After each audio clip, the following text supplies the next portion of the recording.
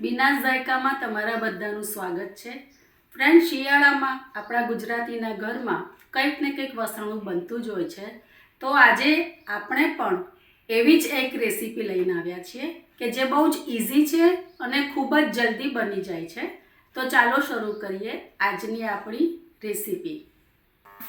આજની રેસીપી છે રાબ। તો આપણે સૌથી પહેલાં ગુંદરને તળવા માટે ઘી મૂકી દઈએ। ઘી ગરમ થાય એટલે આપણે ગુંદરને તળી લઈએ।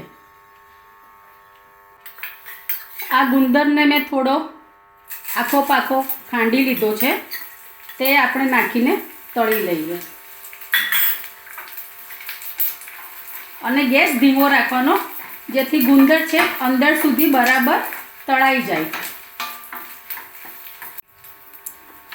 ગુંદર તળાઈ ગયો છે, એને હવે આપણે ઘીમાંથી કાઢી લઈએ।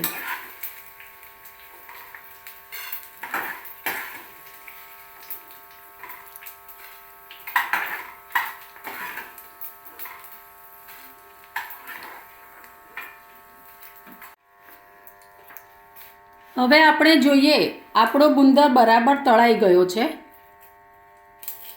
આ અવાજ આવે એટલે તૈયાર છે। હવે ઘીમાં 1 ટેબલસ્પૂન બાજરીનો લોટ નાખીને આપણે એને બરાબર શેકી લઈએ। અહીંયા મેં બાજરીના લોટનો ઉપયોગ કર્યો છે। તમારે જો રાગીનો લોટ અથવા તો ઘઉંનો લોટ નાખવો હોય તો તે પણ તમે નાખી શકો છો। હવે તેમાં આપણે આ 1 ચમચી સૂંઠ પાવડર મેં લીધેલો છે, જે આપણે અંદર નાખી દઈએ। 1 ચમચી ગંઠોડાનો પાવડર છે, એ આપણે નાખી દઈએ અને ફરીથી હલાવી દઈએ। આપણા લોટ અને સૂંઠ ગંઠોડા બરાબર ઘીમાં શેકાઈ ગયા છે। એકદમ ધીમા તાપે આપણે શેક્યા છે, જેટલી બરાબર શેકાય। એનો કલર પણ ફરી ગયો છે, સરસ સુગંધ પણ આવે છે, એટલે બધું સરસ શેકાઈ ગયું છે। હવે તેમાં આપણે પાણી ઉમેરી દઈએ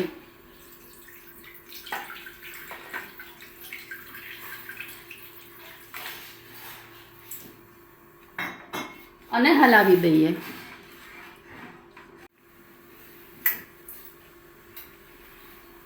ગુંદર તળેલો છે તે અંદર નાખી દઈએ। આ બાવળનો ગુંદર છે। બાવળનો ગુંદર કે કોઈ પણ ગુંદર એ શરીર માટે બહુ જ સારો છે। હવે તેમાં આપણે આ બદામ નાખી દઈએ અને છીણેલું કોપરું છે, જે સૂકું કોપરું હોય છે તે મેં છીણી લીધેલું છે। તમે ડેસિકેટેડ કોકોનટનો પણ ઉપયોગ કરી શકો, પણ આ કોપરાનો ટેસ્ટ બહુ જ સરસ આવે છે, એટલે આપણે આ કોપરું નાખીએ છીએ। લગભગ અહીંયા હું 2 ટેબલસ્પૂન નાખું છું।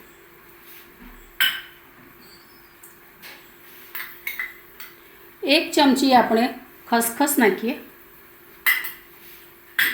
અને હલાવી દઈએ। શિયાળામાં સૂંઠ અને ગંઠોડાનું સેવન કરીએ તો કફ અને ઉધરસ અને શરદી એ ત્રણેયમાં ખૂબ જ રાહત મળે છે। હવે તેમાં ગોળ નાખી દઈએ। તમારે જે પ્રમાણે ગળપણ જોઈતું હોય તે પ્રમાણે ગોળ નાખવાનો। આ મેં દેશી ગોળ લીધો છે, તમે બીજો ગોળ કોઈ પણ જાતનો ગોળ પણ તમે લઈ શકો છો।